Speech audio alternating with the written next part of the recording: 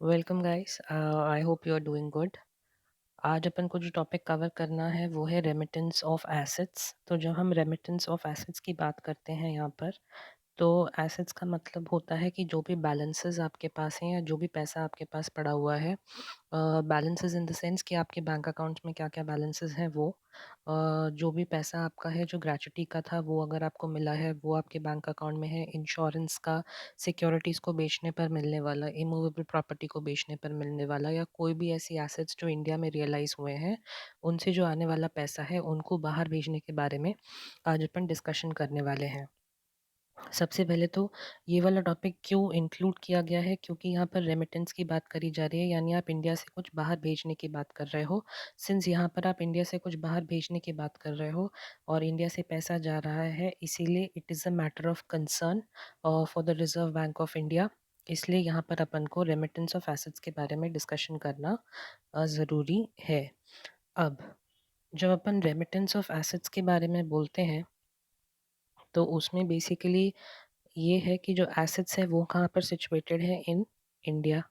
क्योंकि ये जो भी पैसा जाएगा वो इंडिया के बाहर जाएगा। और दूसरी बात जो कह रहे हैं कि हमें किसके बारे में पढ़ना है, whether the individual is resident in India और नॉट। अब यहाँ पर रेसिडेंट इन इंडिया और नॉट जो है उसमें भी आपको उसकी नेशनैलिटी को टेस्ट करते हुए चलना पड़ेगा।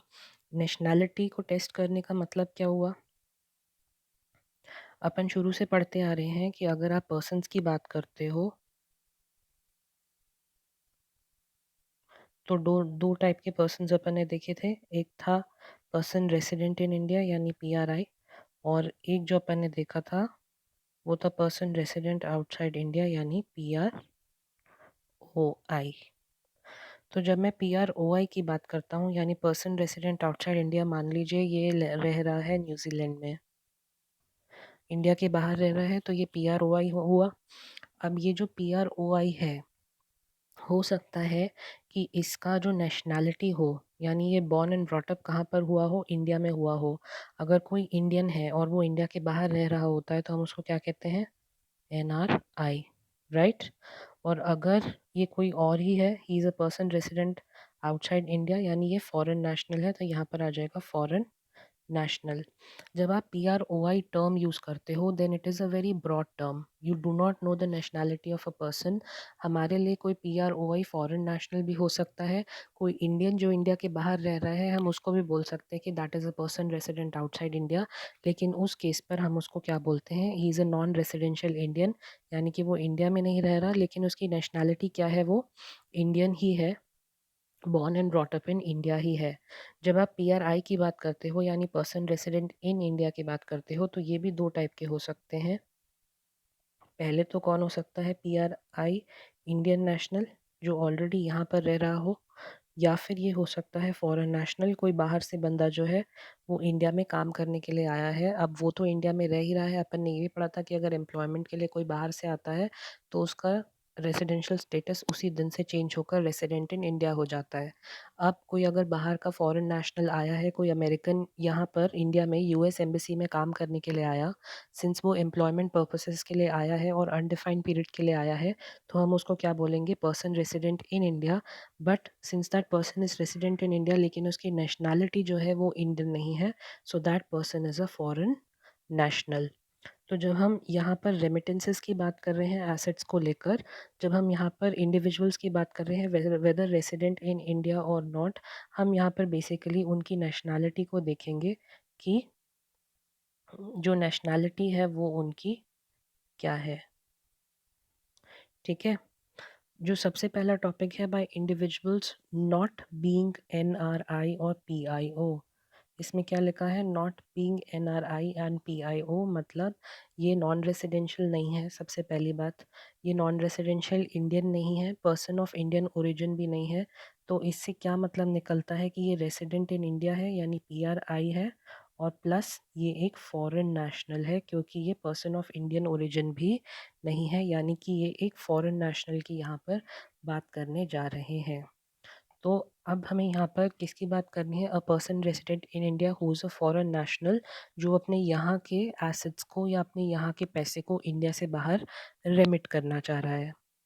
तो इसमें क्या लिखा है, remittance of assets, sending outside India यानी इंडिया से बाहर ले जा रहे हो आप। The funds with the banks, जो पैसा आपका बैंक में पड़ा है। फर्म, जो पैसा आपका फर्म के पास अगर कैपिटल इन्वेस्टेड है वो। जो पैसा आपने कंपनी के शेयर्स में लगाया वो। पीएफ बैलेंस यानी प्रोविडेंट फंड, जो आपका सैलरी में से कटा और पीएफ में जमा हुआ वो। ग्रेचुटी, जो आपको रिटायरमेंट पे मिलती है या फिर जॉब छोड़ने पर मिलती है। प्रोसीड्स ऑफ इंश्योरेंस पॉलिसी, जो भी आपने इंश्योरेंस में पैसा इन्वेस्ट किया वो। सेल प्रोसीड्स ऑफ शेयर्स, अगर कोई शेयर्स थे उनको बेचा उसका पैसा। सिक्योरिटीज़, कोई इमूवेबल प्रॉपर्टी थी उसका पैसा।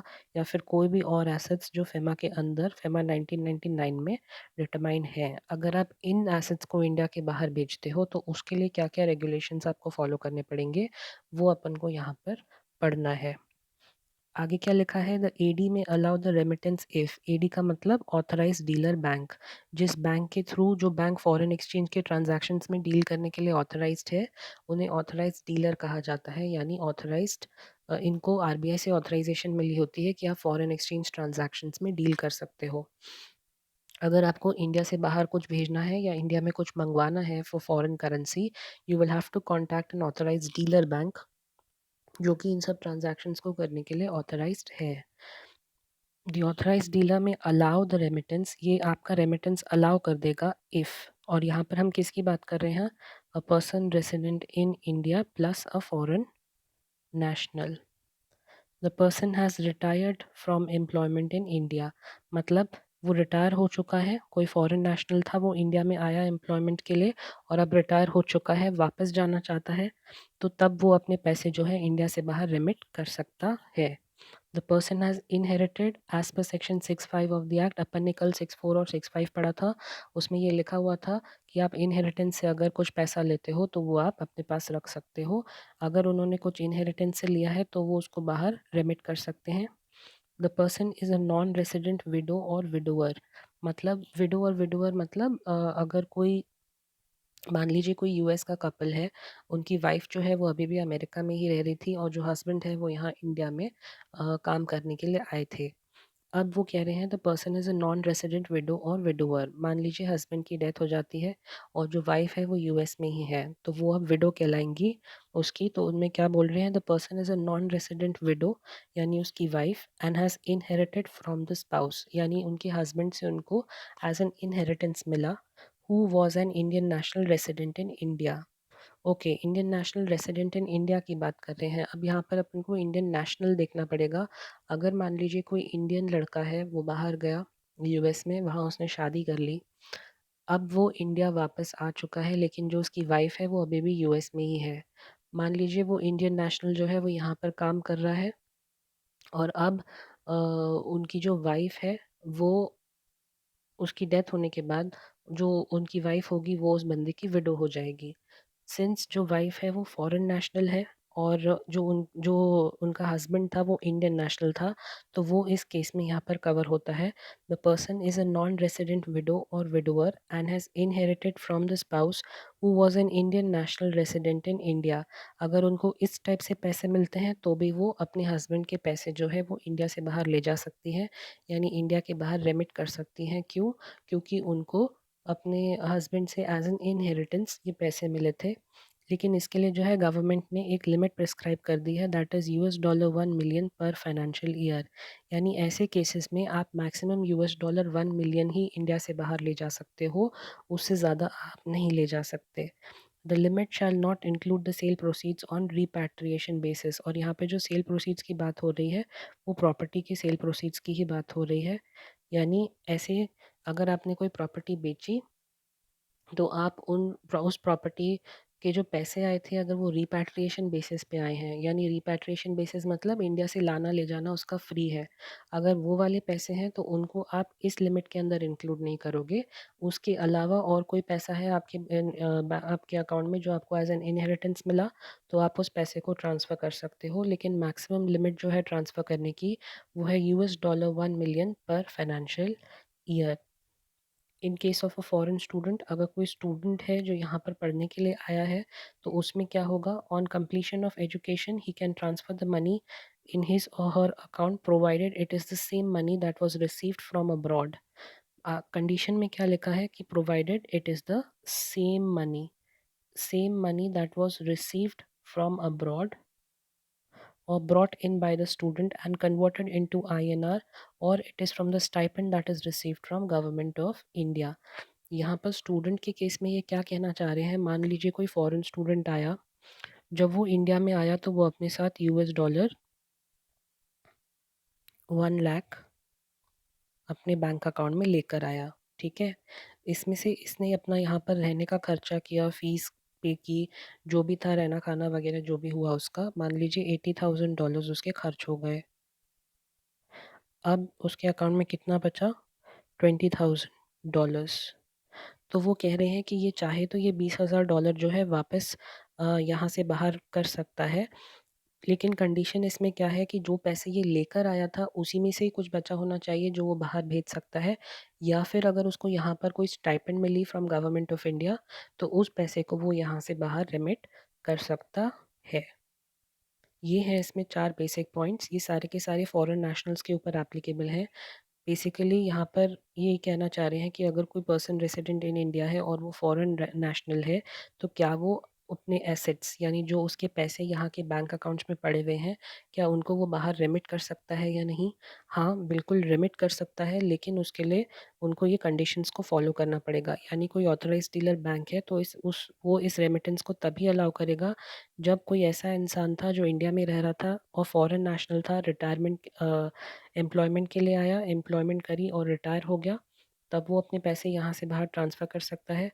कोई ऐसा बंदा है जिसको इनहेरिटेंस में ये सारी चीज़ें मिली थी, तब वो अपना पैसा यहाँ से ट्रांसफ़र कर सकता है।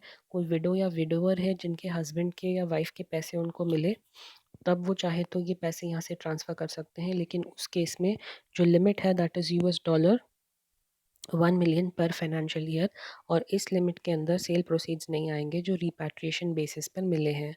और अगर कोई फॉरेन स्टूडेंट है तो वो अपने पैसे यहाँ से बाहर ट्रांसफ़र कर सकता है, प्रोवाइडेड जो पैसे वो ट्रांसफ़र कर रहा है ये उन्हीं पैसे में से बचे हुए पैसे हैं जो वो यहाँ लेकर आया था फर्स्ट टाइम, या फिर उसको अगर यहाँ पर कोई स्टाइपेंड मिली है तो ये लोग चाहें तो ये सारी चीज़ें फ्रीली ट्रांसफ़र कर सकते हैं, यानी ऑथराइज्ड डीलर बैंक भी उनको ये ट्रांजैक्शंस करने की अनुमति दे देगा।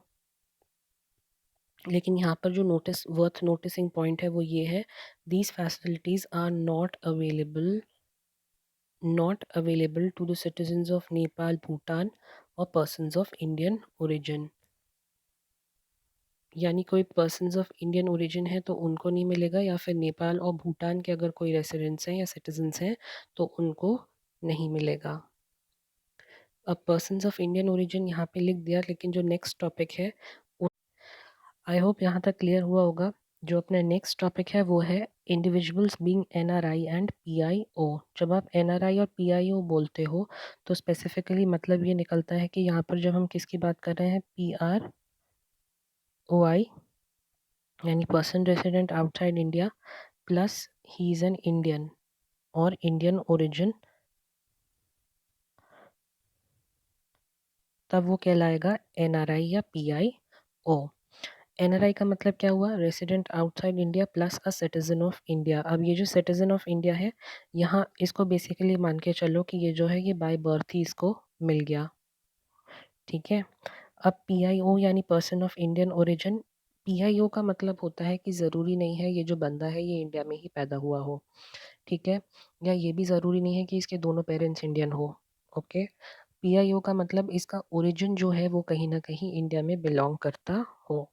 तो यहाँ पर क्या है, this person is resident outside India plus he is a citizen of any country except Pakistan and Bangladesh or any other country as the government of India में specify satisfying the following conditions.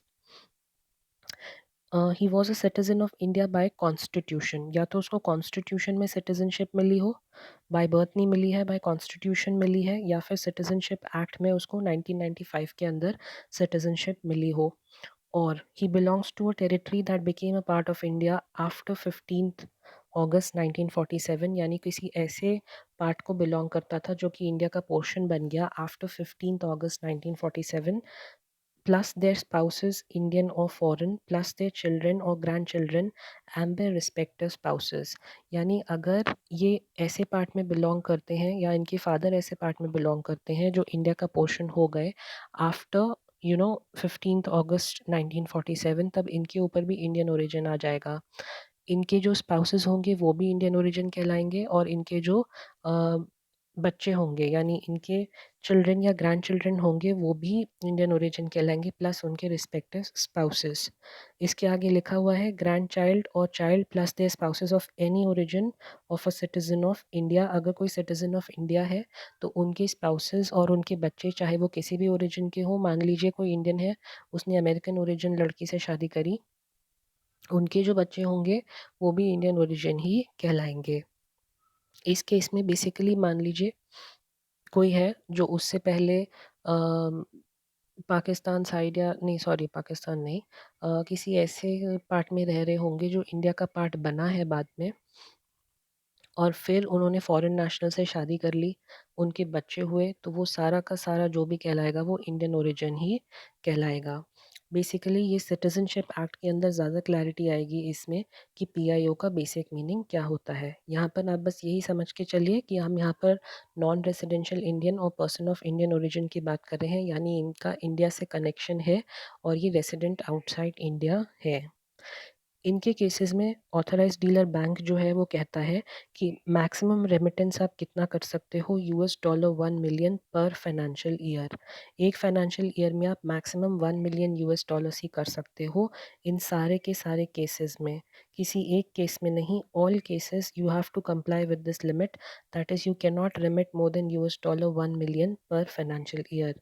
Plus आपको documentary evidence ज़रूरी है देना, यानी जहाँ पर भी वो जो भी आपसे डॉक्यूमेंट्स मांगेंगे आपको वो डॉक्यूमेंट्स देना ज़रूरी है। Now these people what they can do is they can remit the balances in their NRO account, sale proceeds of assets also they can remit, assets acquired in India by inheritance or legacy, जो भी इनको मिला ये चाहे तो India के बाहर remit कर सकते हैं but only up to $1 million. From the assets acquired under settlement made by parents or relatives of an individual but only after the death of the settler, यानी अगर कोई सेटलमेंट हुआ था पेरेंट्स का भी या फिर किसी रिलेटिव का जो इनके रिलेटिव्स थे, तब ये चाहें तो वो पैसा बाहर रेमिट कर सकते हैं, लेकिन सिर्फ तभी कर सकते हैं जब उस रिस्पेक्टिव पेरेंट या उस रिस्पेक्टिव रिलेटिव की डेथ हो जाए या जो सेटलर था उसकी डेथ हो जाए, ये सिर्फ तभी उस पैसे को बाहर रेमिट कर सकते हैं। In case the settlement is done during the lifetime of the owner or the parent, it would tend amount to regular transfer by way of a gift. अगर लाइफ टाइम के अंदर हो जाता है तो फिर उसको गिफ्ट माना जाएगा। And remittance of sale proceeds of such property would be guided by the extent instructions from the bank, यानी तब जो बैंक इंस्ट्रक्शंस देगा वो आपको फॉलो करते हुए इस प्रॉपर्टी को बाहर रेमिट करना पड़ेगा। नोट में क्या लिखा है, the remittances made on instalment basis should be made from the same authorise dealer, यानी जो आपने एक ऑथराइज डीलर से किसी एक एडी से अगर आपने ट्रांजैक्शंस कराए तो आपने आगे के ट्रांजैक्शंस भी सेम एडी से कराने पड़ेंगे। And each time documents are required, हर इंस्टॉलमेंट में आपको डॉक्यूमेंट्स देने पड़ेंगे। The authorise dealer should obtain an undertaking from the account holder, यानी आपसे वो एक अंडरटेकिंग लेंगे stating that the said remittance is sought to be made out of the remitter's balances held in the account arising from his or her legitimate receivables in India, यानी legitimate sources से ये पैसा आया है, किसी भी illegal तरीके से नहीं कमाया गया। and not by borrowing from any other person or transfer from any other NRO account, and if such is found to be the case, the account holder will render himself to be liable for penal action under FEMA। Basically note के अंदर ये कुछ भी नहीं कह रहे हैं, ये सिर्फ ये कहना चाह रहे हैं कि अगर आपने मान लीजिए कोई बड़ा ट्रांजैक्शन होता है, 1 लाख US डॉलर्स तक का हुआ, अब आपने इसको इंस्टॉलमेंट बेसिस पर यहाँ से रेमिटेंस करी, मान लीजिए पहले इंस्टॉलमेंट 30,000 की करी, दूसरी इंस्टॉलमेंट 20,000 की करी, तीसरी इंस्टॉलमेंट 50,000 की करके आपने 1 लाख US डॉलर्स यहाँ से बाहर ट्रांसफ़र करे। अब ये कह रहे हैं कि जिस एडी बैंक से आपने फ़र्स्ट इंस्टॉलमेंट जो 30,000 की थी भेजी थी, उसी एडी बैंक से आपको बाकी की इंस्टॉलमेंट्स भी भेजनी पड़ेंगी। आप उस बैंक को तब चेंज नहीं कर सकते और हर बार जब आप उस बैंक को अप्रोच करोगे तो आपको अपने डॉक्यूमेंट्स के साथ ये सारी चीज़ें देनी पड़ेंगी। प्लस आपसे एक अंडरटेकिंग भी लेगा वो बैंक। वो कहेगा कि आप एक अंडरटेकिंग लिख के दो कि ये जितने भी पैसे आप ट्रांसफ़र कर रहे हो ये आपके अकाउंट में हेल्ड किए गए पैसे ही हैं, प्लस इनका जो सोर्स है वो एक लेजिटिमेट सोर्स है, किसी भी अनड्यू सोर्सेस से आपने ये इनकम को नहीं कमाया। ये सारी चीज़ें आपको एज अ डिक्लेरेशन बैंक को देना पड़ेगा। और अगर इनमें से कुछ भी झूठ हुआ या कुछ भी गलत फैक्ट निकला तो आपके ऊपर पेनल प्रोविजंस का वो लगा दिया जाएगा, यानी आपके ऊपर पेनल्टीज लगा दी जाएंगी। नेक्स्ट जो रेमिटेंस है वो कंपनीज़ के लिए है कि अगर कंपनीज़ यहाँ से रेमिट करती हैं तो क्या होगा। अगर कंपनीज़ की जब आप बात करते हो इस एक्ट के अंदर तो वो रेमिटेंसेस सिर्फ तभी के लेता है जब आपकी कंपनी वाइंड अप हो रही हो, क्योंकि उसके पहले के जो रेमिटेंसेस होंगे वो तो बिज़नेस ऑर्डर में ही होंगे या रेगुलर बिजनेस ट्रांजैक्शंस के अकॉर्डिंग होंगे। यहाँ पर जो हम रेमिटेंस की बात कर रहे हैं, जो एसेट्स की आप बात कर रहे हो रेमिटेंस की, तो वो एसेट्स वो होंगे जो कंपनी के पैसे अकाउंट में पड़े होंगे या फिर और कोई उनके डिपॉजिट्स होंगे या कुछ होगा, जब वो कंपनी इन एसेट्स को यहाँ से बाहर रेमिट करने की कोशिश करेंगी। अब यहाँ पर अपन कंपनीज की जब बात कर रहे हैं तो यहाँ पर स्पेसिफिकली लिखा हुआ है कि आप वाइंडिंग अप के टाइम का रेमिटेंस देखोगे कि जब वाइंडिंग अप हो रहा है तो क्या होगा। आपको पता है वाइंडिंग अप दो टाइप का होता है, एक होता है वॉलंटरी और एक होता है कंपल्सरी।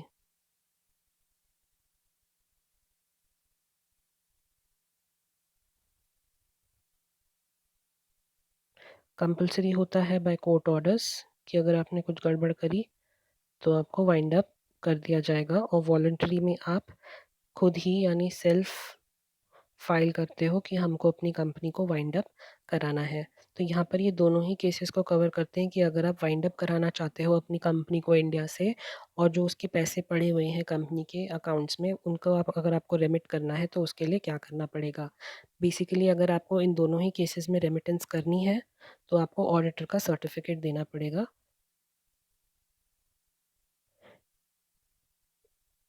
ये जो पैसा है हम रेमिट करना चाहते हैं और बिल्कुल फ्री है, अब इसके ऊपर कोई भी एनकम्बरेंस नहीं है। चलिए पढ़ें क्या लिखा है इसके अंदर। For companies, permission by the AD, that is authorized dealer for remittance, in case of liquidation by the court orders or official liquidator for voluntary winding up। यानी आपको कोर्ट से परमिशन लेनी पड़ेगी in case of liquidation by the court and by the liquidator अगर वो voluntary winding up है, only on the submission of. ये remittance सिर्फ तभी होगा जब आप ये ऑडिटर सर्टिफिकेट सबमिट करेंगे। It is compulsory and important कि आप ये ऑडिटर सर्टिफिकेट दें, इसके बिना आपका रेमिटेंस नहीं होगा। Auditor's certificates stating that all liabilities in India have been paid for or provided for। यानी सारी की सारी liabilities जो कंपनी की इंडिया में थी उसके लिए उसको पे कर दिया गया है, और अगर कोई liability बचती है तो उसका प्रोविज़न बना के अलग से रख दिया गया है, वो इस पैसे में इंक्लूडेड नहीं है। Stating that no legal cases are pending, यानी कंपनी के अगेंस्ट कोई लीगल केस पेंडिंग नहीं है इंडिया में अगेंस्ट द एप्लीकेंट और द कंपनी, यानी एप्लीकेंट के अगेंस्ट भी नहीं है और कंपनी के अगेंस्ट भी नहीं है। And there is no legal impediment, कोई और रुकावट नहीं है। लीगल इम्पेडिमेंट का मतलब कोई और उसमें लीगल पंगा नहीं है या फिर कोई लीगल रिस्ट्रिक्शंस नहीं है on making the remittance in cases of winding up otherwise then by the order of the court. Court का तो वाइंडिंग अप ऑर्डर तभी आएगा और जब पूरा का पूरा केस सॉल्व हो चुका होगा, इसलिए यहाँ पर लिखा हुआ है otherwise then by the winding up of the court, यानी voluntary winding up. Stating that winding up proceeding is in with accordance with the companies act, यानी कंपनी एक्ट के अकॉर्डिंगली ही आपने कंपनी को वाइंड अप किया है और उसमें कोई भी लूप होल नहीं रहा। AD may also allow the Indian entities to remit other contribution towards the provident fund। कोई और contribution है provident fund का, superannuation pension fund का, in respect of their expatriated staff। expatriate staff मतलब जो बाहर से यहाँ पर लाया गया था deputation basis पर, resident but not permanently resident in India। बाहर के स्टाफ का अगर कोई सुपर एनुएशन फंड का पैसा है, पीएफ का पैसा है, तो वो वाला पैसा भी यहाँ से बाहर रेमिट करने के लिए अलाउ कर देंगे। लेकिन इंडियन स्टाफ के बारे में नहीं लिखा है, सिर्फ एक्सपैट्रिएट स्टाफ के बारे में ही लिखा है। क्लियर हुआ कंपनीज का? आई होप आपको क्लियर होगा। वॉलंटरी, सॉरी, मैंने आपको बता दिया वाइंडिंग अप दो टाइप का है, एक वॉलंटरी, एक कंपलसरी। कंपलसरी वाला जो होता है वो कोर्ट के थ्रू होता है, यानी कोर्ट ही ऑर्डर्स देता है वाइंडिंग अप के। और वॉलंटरी वाइंडिंग अप में आपको खुद कंपनी का लिक्विडेशन कराकर कोर्ट के पास आपको वो सबमिट करना पड़ता है कि हम वॉलंटरीली अपनी कंपनी को वाइंड अप करना चाहते हैं। दोनों ही केसेस में आपको ऑडिटर का सर्टिफिकेट सबमिट करना पड़ेगा जिसमें ये लिखा हो कि इंडिया में अब कोई भी लाइबिलिटी बची नहीं है, अगर कुछ बचा है तो उसके लिए हमने प्रोविज़न बना लिया है, कोई केसेस जो हैं वो पेंडिंग नहीं है और कोई लीगल रुकावटें भी नहीं है कंपनी के काम में, सब कुछ हो चुका है और हम ये पैसा बाहर ट्रांसफ़र करना चाहते हैं। और लास्ट इसमें ये लिखा हो कि जो भी प्रोसीडिंग्स हमारी हुई हैं वो कंपनीज़ एक्ट 2013 के अकॉर्डिंगली ही हमने कंपनी को वाइंड अप किया है। इसके अलावा अगर आप चाहो तो एडी ये भी अलाउ कर देगा कि जो आपके एक्सपैट्रिएट स्टाफ थे, यानी जो स्टाफ आप बाहर से लेकर आए थे, अगर उनका कोई पैसा सुपर एनुएशन फ़ंड में है या पीएफ में है तो उसको भी आप इंडिया से बाहर ट्रांसफ़र कर सकते हो। क्लियर हुआ? अब अपन जो नेक्स्ट टॉपिक है वो है रेमिटेंसेस और winding up proceeds of branch और ऑफिस। अगर कोई ब्रांच ऑफिस है, किसी कंपनी का कोई ब्रांच या ऑफिस है वो यहाँ पर खुला हुआ है और वो ब्रांच या एलओ जिसे कहते हैं ना लियासनिंग ऑफिस या ब्रांच ऑफिस जो यहाँ पर खुला हुआ है, अगर वो अब उस ब्रांच ऑफिस को बंद करना चाहते हैं तो क्या होगा, और अगर वो पैसे आप बाहर भेजना चाहते हो तो उसके लिए आपको क्या क्या करना पड़ेगा। हालांकि ये टॉपिक्स बहुत सिमिलर हैं ये दोनों के दोनों, इनमें बस फ़र्क ये है कि यहाँ पे हम एक्चुअली कंपनी की बात करते हैं और यहाँ पर हम स्पेसिफिकली ब्रांच की बात करते हैं। Permission by the AD, that is authorized dealer bank, remittance of asset on closure or winding up proceeds of the BOLO यानी branch office और liaising office other than a project office। project office के बारे में इसलिए नहीं है क्योंकि project का जो office होता है वो सिर्फ एक project के लिए limited होता है, वो unlimited period के लिए नहीं चलता, वो सिर्फ temporary basis पर बनता है, इसलिए यहाँ पर project office नहीं लिया गया। only on the submission of, यानी it is compulsory for you to submit these documents। क्या क्या देना पड़ेगा? Copy of the RBI permission for the establishment of RO और बीओ, यानी आरबीआई का परमिशन कि आपके पास परमिशन था। आपको पता ही है कि आपको अगर कोई भी फॉरेन कंपनी है उसको इंडिया में ब्रांच खोलनी है तो उसको आरबीआई का परमिशन लेना ज़रूरी है। तो वो जो इनिशियल परमिशन आपने ली थी उसका कॉपी एक तो ये लगेगा, number one. Number two, an auditor's certificate indicating that all the regulatory guidelines of RBI have been followed, यानी सारी regulatory guidelines आपने follow करी।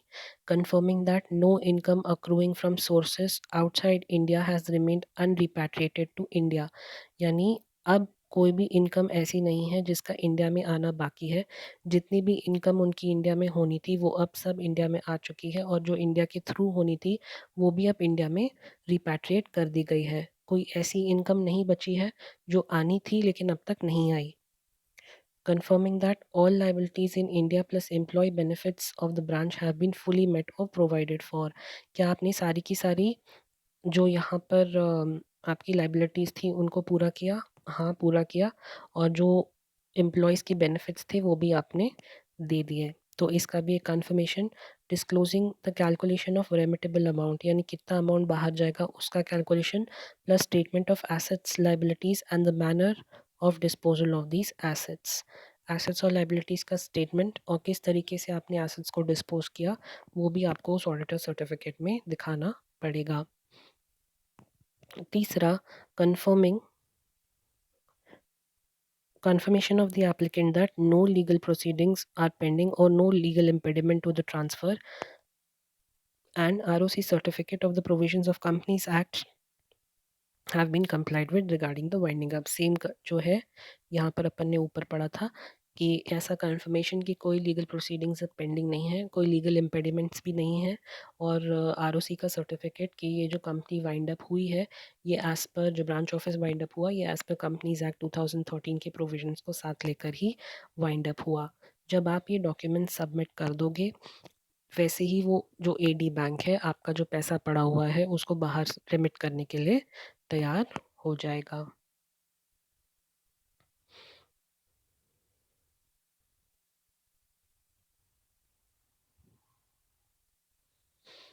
आगे जो है remittances of assets requiring RBI approval, ये जनरल परमिशंस के बारे में है कि अगर आपको रेमिट करना है तो कब आरबीआई का नेसेसरी है अप्रूवल?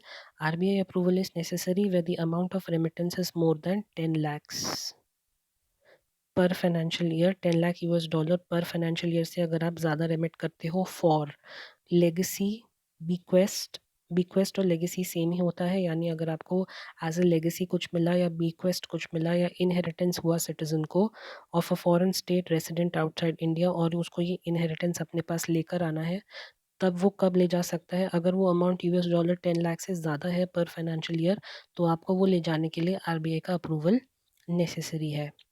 बाय एनआरआई और पीआईओ, ये सिटीजन ऑफ फॉरेन स्टेट यानी फॉरेन नेशनल। बाय एनआरआई और PIO the balances held in NRO account cell proceeds of assets acquired by way of inheritance और legacy.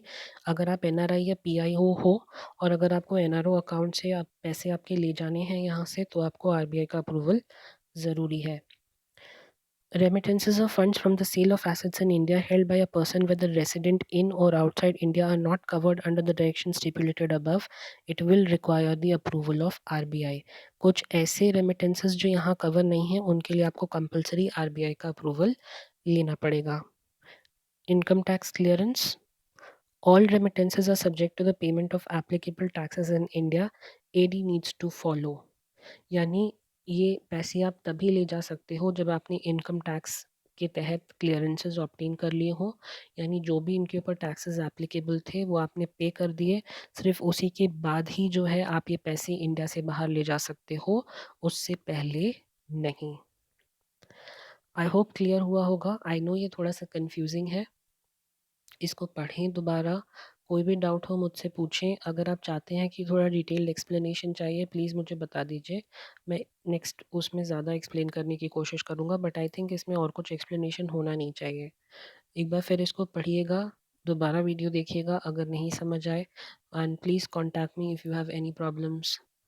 Thank you guys and take care. Please stay at home and do not go out.